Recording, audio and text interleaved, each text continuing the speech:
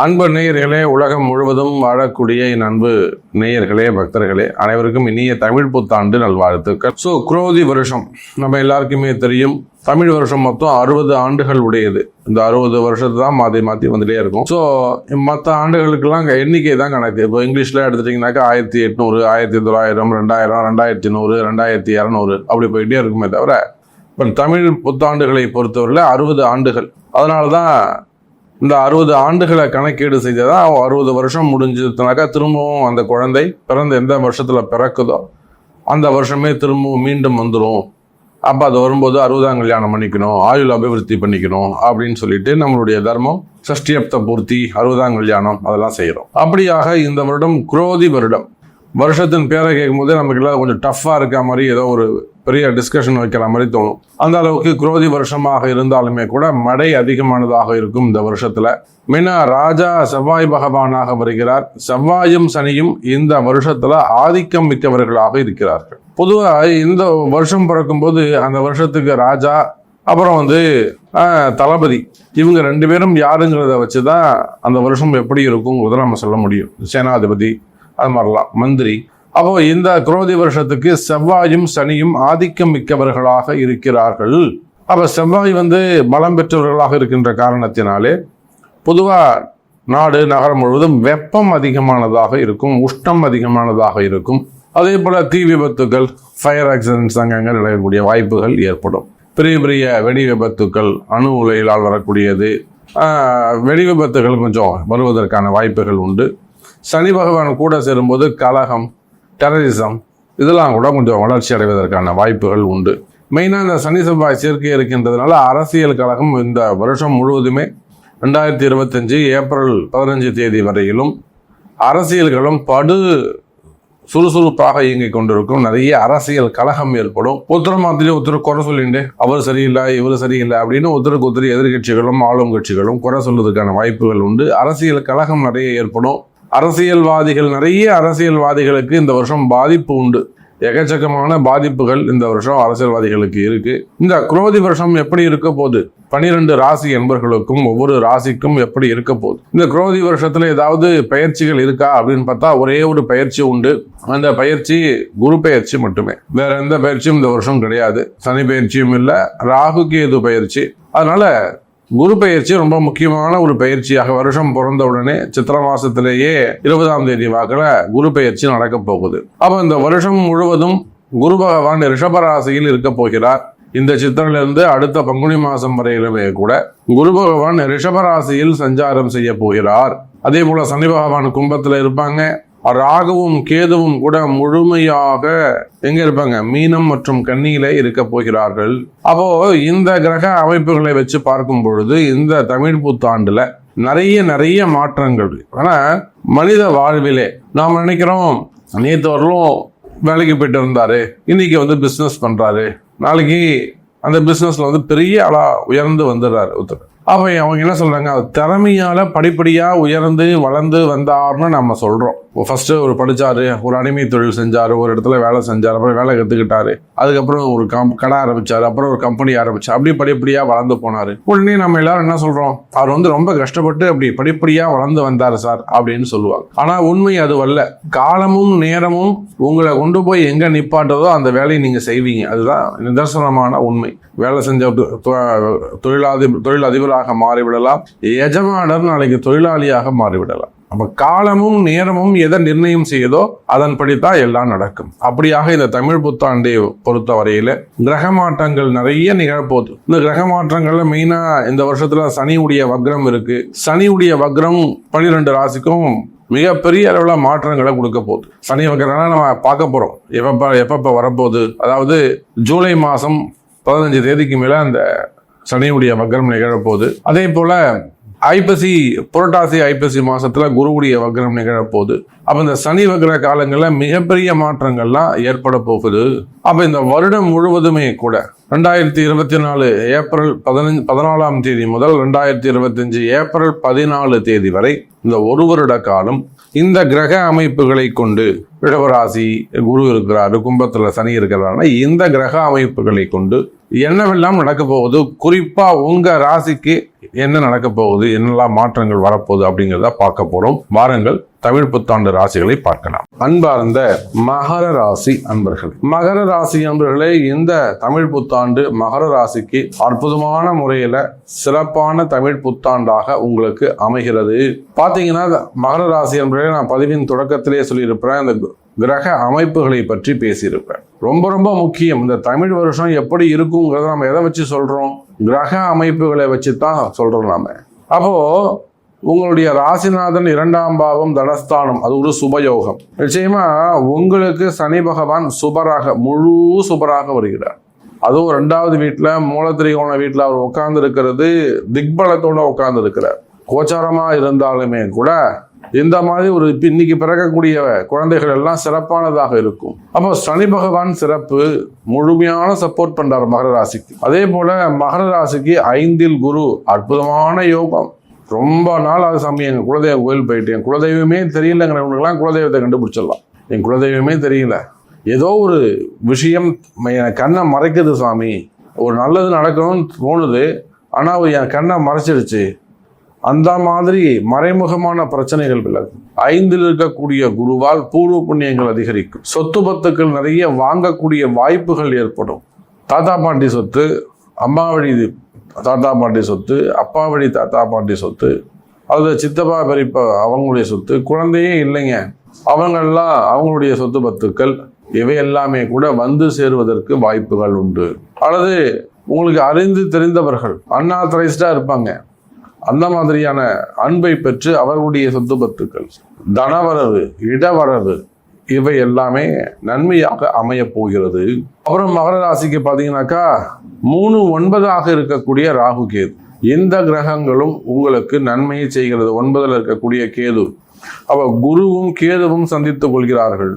அப்ப அந்த குரு கேது தொடர்பு யாராருக்கெல்லாம் நன்மைங்க? அரசியல் தலைவர்களுக்கு நன்மை, சினிமா துறைகளுக்கு நன்மை, ஆன்மீக பெரியோர்களுக்கு நன்மை, சன்னியாசிகளுக்கு நன்மை, மடாதிபதிகளுக்கு நன்மை தரும்.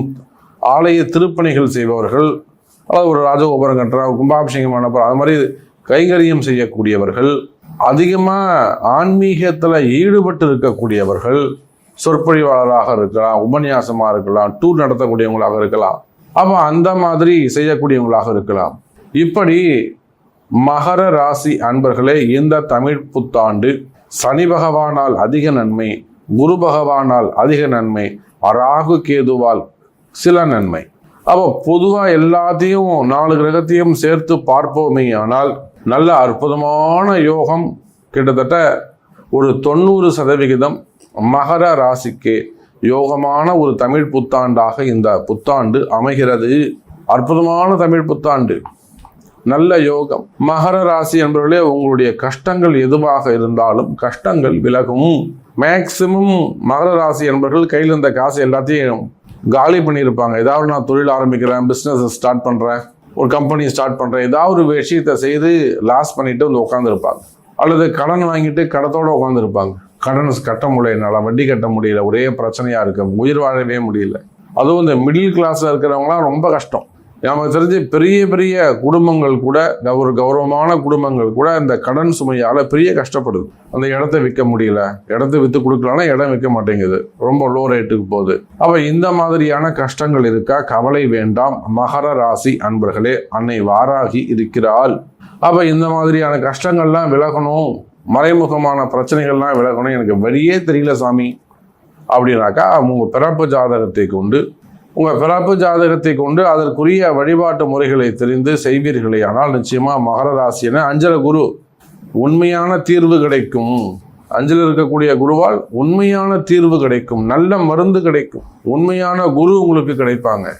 மகத்துவமான பரிகாரம் ஜெயிக்கும். இப்ப செய்யக்கூடிய பரிகாரங்கள் ஜெயிக்கும்.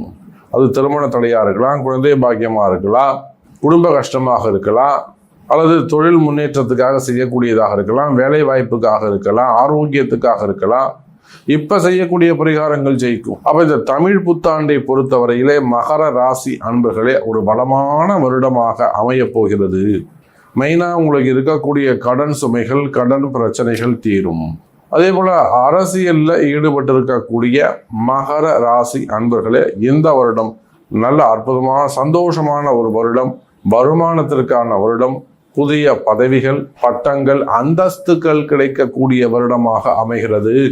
இந்த ஏப்ரல் இருந்து அடுத்த ஏப்ரல் வரையிலும் யோகமான காலம். உங்க முயற்சிகள் வெற்றி பெறும். ஆன்மீக பெரியோர்களுக்கும் மடாதிபதிகளுக்குமே கூட அற்புதமான யோக காலம்.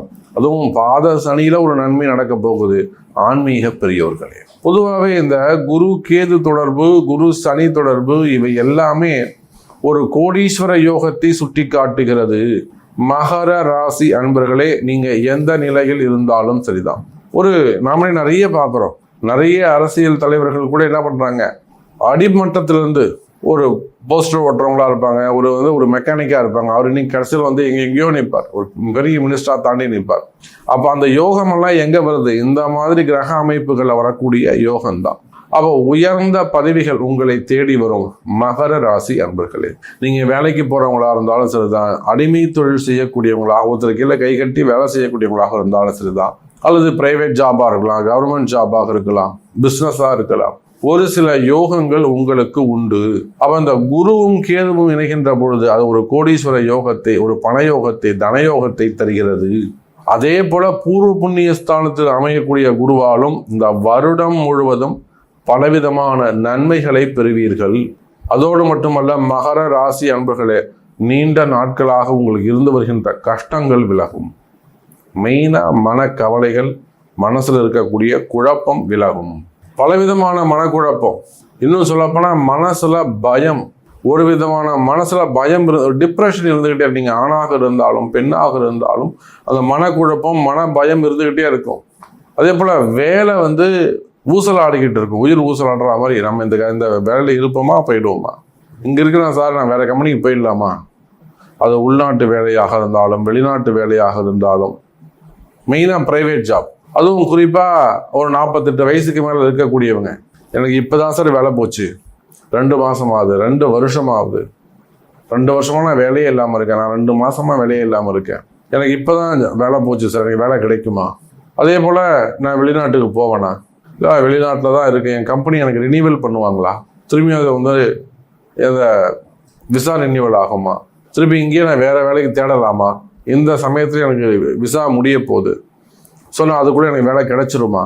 இல்லை சார், எனக்கு வேலை செய்கிற இடத்துல இந்த மாதிரி ப்ராப்ளம் இருக்கு, என் பாஸ் என்கிட்ட பேச மாட்டேங்கிறார், மேலதிகாரி எனக்கு சரியாக பேசலை சார், எனக்கு ப்ரமோஷனுக்கு இந்த இடத்துல காம்படிஷன் வருது, நான் அந்த காம்படிஷனில் ஜெயிப்பேனா? இப்படி 1000 கேள்விகள், வேலை செய்கிற இடத்துல 1008 கேள்விகள். கவலை வேண்டாம் மகர ராசி அன்பர்களே, வேலை வாய்ப்புகள் சிறப்பானதாக இருக்கும். வேலையில நல்ல முன்னேற்றம் இருக்கும், அற்புதமான வேலை வாய்ப்புகள் கிடைக்கும், கவலையே வேண்டாம். அதே போல மகர ராசி அன்பர்களே, புதிய வேலைகள் உருவாகும். நியூ ஜாப், அது உள்நாட்டு வேலையா இருக்கலாம், வெளிநாட்டு வேலையா இருக்கலாம், கவர்மெண்ட் ஜாபா இருக்கலாம், பிரைவேட் ஜாபாக இருக்கலாம். குறிப்பா அரசு அதிகாரிகளுக்கு இருக்கக்கூடிய பிரச்சனைகள் விலகும். கவர்மெண்ட் ஜாப்ல இருக்கக்கூடிய அரசு அதிகாரிகள் உங்களுக்கு இருக்கக்கூடிய பிரச்சனைகள், வேலை செய்யக்கூடிய பிரச்சனைகள், என்கொயரிகள், டிபார்ட்மெண்ட் வைஸ் நடக்கக்கூடிய என்கொயரிகள், அல்லது சட்ட சிக்கல்கள், அது அரசியல் தலைவராக இருந்தாலும், ஆன்மீக தலைவராக இருந்தாலும், அரசு அதிகாரிகளாக இருந்தாலும், இல்லை பிரைவேட் ஜாப்ல ஒர்க் பண்றவங்களாக இருந்தாலும், ஒரு கௌரவமான போஸ்ட்ல, ஒரு கவர்னர் போஸ்ட், ஒரு கௌரவமான பதவியில் இருக்கக்கூடியவர்களுக்கும் அது இருக்கக்கூடிய சட்ட சிக்கல்கள் விலகும். சிறை தண்டனை, வீண்பழி அவமானங்கள், தலைகுனிவு, மான அவமானங்கள், இந்த மாதிரியான கஷ்டங்கள் எல்லாம் இருக்குமே, ஆனால் அந்த கஷ்டங்களும் விலகும். மகர ராசி அன்பர்களே, இன்னும் நிறைய நம்ம சொல்ல போகலாம். குடும்பம் நல்லா இருக்கும், ஃபேமிலியில சப்ஜெக்ட்ல சிறப்பாக இருக்கும், குடும்பத்துல மகிழ்ச்சி மேலோங்கும், குருவுடைய பார்வையால குழந்தை பாக்கியம் கிடைக்கும், திருமண யோகங்கள் நடக்கும், வீடுகள் கட்டலாம், கிரகப்பிரவேசங்கள் செய்யலாம், மங்கள விசேஷங்கள் நிறைய நடக்கும், நன்மைகள் பல நடக்கும். இதுல உங்களுடைய கேள்வி என்ன? சாமி, எனக்கு இது நடக்குமா? நீங்க சொன்னதெல்லாம் கரெக்டா? நான் அந்த மாதிரி சினிமா துறையில இருக்கேன், நான் அரசியல்ல இருக்கிறேன், நான் ஒரு பிசினஸ்ல இருக்கிறேன், ஸோ நான் வெளிநாட்டுல இருக்கிறேன், என்னுடைய கேள்வி இதுதான், இது எனக்கு நடக்குமா? அப்போ உங்க கேள்விகளோடு வாருங்கள், அன்னை வாராகி இடத்திலே வாருங்கள். நல்ல நேரம் உங்களுக்கு வந்திருக்கு, அம்பாள் உங்களுக்கு அற்புதமா வழிகாட்டுவா. வாழ்க்கையில் வெற்றி பெறுங்கள். தமிழ் புத்தாண்டு வாழ்த்துக்கள் என்பதை சொல்லிக்கொண்டு மீண்டும் வேறு அற்புதமான பதிவில் சந்திக்கிறேன். ஜெய் வராய்.